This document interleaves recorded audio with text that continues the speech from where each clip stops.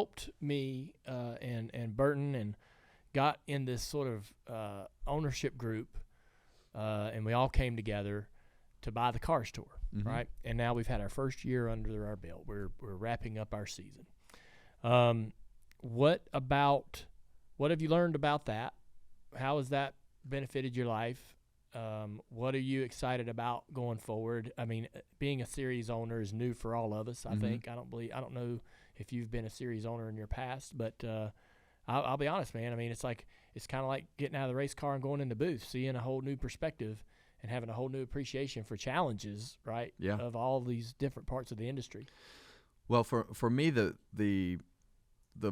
piece that has been the most fun is the 4 people in the ownership group, and I think we have to include Kelly on that because she's a pretty pretty big piece of the puzzle that keeps it all going. Oh, this mic is off again. Yeah, they cut you off, Mike. That's that plug right there. You go. Yeah. Am I back? You're back. Yeah, you're back. Every day she's working on that Cars Tour. I know. Yeah, every single day. And it's but I think there are, and I think some of the situations everybody looks at from a different angle. But I think the piece for me that has been the best is the fact that everybody can listen to everybody's opinion. I don't ever remember anybody ever getting mad at each other in any of the conversations that we've had. No. Even when you disagree, or I disagree, or Jeff or Justin or whoever disagrees, it's like, okay, well, that was a good point. That was a good point. And we arrived at a solution that in the end, a lot of people would tell you that maybe it's not the whole case, but it's always been in the best interest of what is best for the racer and the series. And I think as you look at that, there's a lot of things involved in it that I had no idea were involved in it. I think for me having ownership of the series, but also having the cars and being able to understand what it costs, what the engines are. I had no idea before we got involved in all this, like what the options were for engines, what the tire compound was, how much it costs to race. And you listen to some of the team owners and the things that they bring up, and it's just the simple things. And I think that simple approach that we've brought to it of just trying to take something that was already great and make it better, has been fun to be involved with. So, sure, there are some hard decisions and things that happen along the way, but anything that's worth having will have hard decisions to make.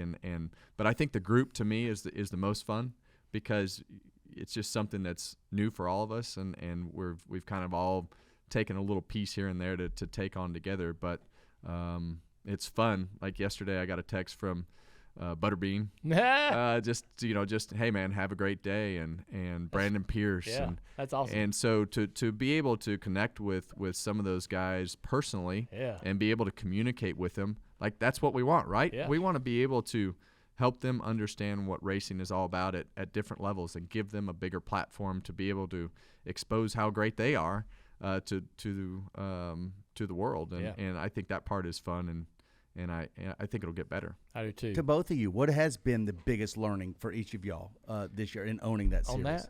On that, well, I have been running in the series for at least a decade, but to Kevin's point, learning about the challenges of the owner.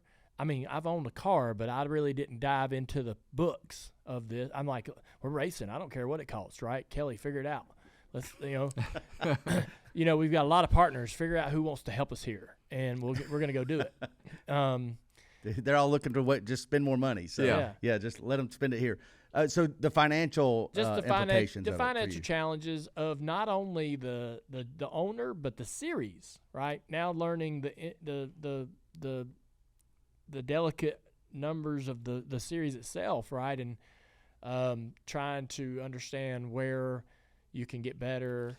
Let's not. I think my favorite thing about Dale is I've learned so much about who he is because he is the cheapest guy I know in the. I mean, he's the biggest cheapo I've ever met in my life. But I think the thing that pushed he and Burton over the edge the most is us hauling our own fuel. Yes. Oh my goodness. We hauled our own fuel, and I don't know. The series has probably done this for a while, but the idea of us being responsible for those gallons and gallons of fuel driving up and down the road was just too much of a liability for me to be okay, be at peace at. Yeah. Hey, Burton was even worse. Burton was so bad. But when he talks about, you just figure it out, we're going to go race. That's what we've always done. Well, that's not what everybody else does. Oh, really? No. It's a lifestyle. Methodical. Yeah, a lot of these guys, it's a business or it's something that they do after their job. So it has to make sense. And you would think one of the great moments that I thought we had with the owners was, hey, we don't want to travel Thursday night. Is there any way we can push practice to a little bit later in the afternoon so that every race that we go to, we can leave Friday morning so everybody doesn't have to get hotel rooms and have meals and doesn't have to take an extra day off of work? And you think, extra day off of work? And well, wow. Yeah. You think of those types of things. So you push practice back 2 or 3 hours, and next thing you know, you're saving everybody a Thursday night hotel when we go to Langley, and you're saving Thursday night hotel for other teams when they go to different racetracks. But you give them enough simple time to where they can drive to the racetrack safe, and when the race actually starts. That was, I think, after Hickory, everybody had enough because we wrecked some cars and had some issues in the pro late model race, and we didn't start till like 10:30 or something. It was crazy.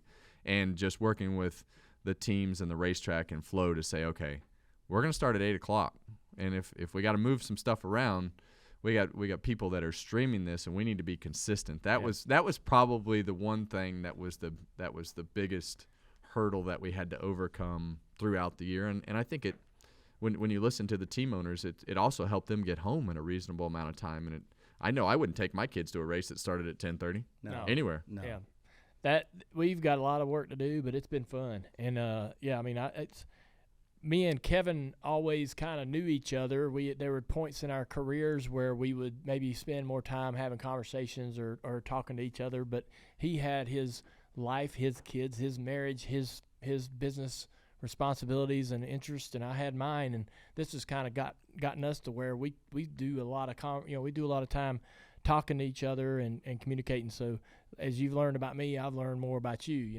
It's been a great. I came up to him, I believe it was Bristol. It was a year and a half ago, and so I was talking. I went to Burton first, and I said, Burton, I might do this. It's not that expensive to get this. I think we could do it. And he's like, I'm in.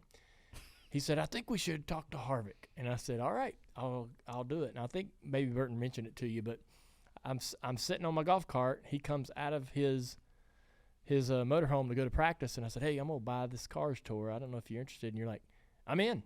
What are we doing? What is it? Yep. He said, I think he literally said, I'm in. What is it?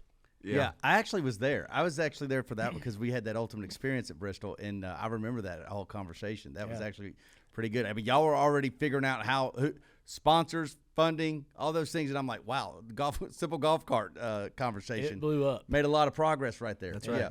Yeah. I got to be honest. I'm fascinated by this in both your perspectives. Because like you were talking about policing the sport, as we were talking about the truck race, but Cars Tour is not immune to having those, pit road, garage skirmishes and whatnot. And so we just had one. You just had one. That's right. So that was my question: is that did you guys, was that another challenge? Was that something that you guys might have had disagreements or at least different opinions on how it would be believable that you would? Everybody's got an opinion on how to fix, things that are hard to fix, right? So I'm just curious about how the ownership group came together and discussed stuff like that. Well, that one was pretty easy. Yeah. Was it? Yeah, and I think when you look at that, I think one of our goals has always been to, okay, how can we help point everybody in the direction of how we want them to race and act and do it in our series first. And I think that was just one of those scenarios where it was like, nope, that's not happening here. And we don't want them to fight. We don't want them to hook each other in the right rear. We don't want them to do that, because really, if they just race hard, and they're going to run into each other naturally, and they're going to have some disagreements. But there is a line. There has to be a line, right? Because it's just there's a limit to how you want it to be. And I think when you look at, like when I look at taking Keelan and saying, okay, when's the right time to put him in a late model stock or a super late model or a pro late model, I think to myself, I'm like, holy crap, I'm going to have to hire security, right? And that's not I mean, think about the other families that are out there racing. Like, it shouldn't be just a free-for-all of just chaos all the time. Like, the environment has to be correct for families to function and feel safe and do the things that they need to do. I mean, we'll figure it out. We'll figure out how to race and how to, be able to be at the point to be aggressive. But, some of the things that Delaney and I talk about is, okay, is he ready for a 40-year-old man to jump on his hood? Is he ready for is he ready for a fist fight in the pits? And I don't know. Is that really how we want it to be? I don't think so. Yeah. I think you can have just hard-nosed competition and disagreements and all those things on the racetrack without just acting like a bunch of heathens. Does Keelan catch aggression? Wyatt Miller does. I mean, Miller. It's exactly the same. Okay. Yeah. It's exactly the same, and that's just part of it that you got to deal with, right? And you deal with it as you go along, and you try to make all the right moves, and it's just he's always going to have a better motor, a better car, and you just got to learn to deal with that, right? And how's he doing dealing with that? I mean, I still think they're young enough to where they're still not 100%, but they hear it, right? Yeah. I mean, they still hear it from the kids whose dads and moms are telling them that that's the only reason that they're beating you. And I tell people all the time, I said, it's we're fortunate to be in the position that we're in, and you can't do it like me. There's no way that a parent who knows nothing about racing can do it like we do with our families. It's just all the people. You know how to do things. You know what to expect. You know what's fast. You know what's slow, and you know what you're looking for.